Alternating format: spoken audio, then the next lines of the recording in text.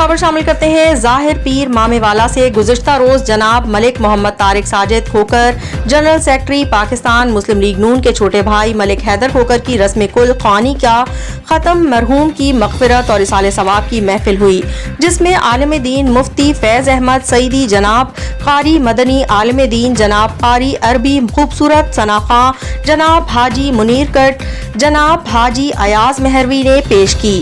इस सवाब की महफिल में मौजूदीन इलाका, सियासी समाजी शख्सियात जिनमें काजी अदनान फरीद साहब, साबका MPA मखदूम सैयद सुहेल हसन गिलानी, साबका MNA हाजी ज़मीर अहमद किच्ची, साबका नाजिम जनाब मतलूब बाजवा, रिटायर्ड DSP मलिक अकरम खोकर, DSP मोटरवे पुलिस मियां अजहर चौहान, मेजर नज़ीर समेजा, सैयद सुल्तान शाह ने शिरकत की।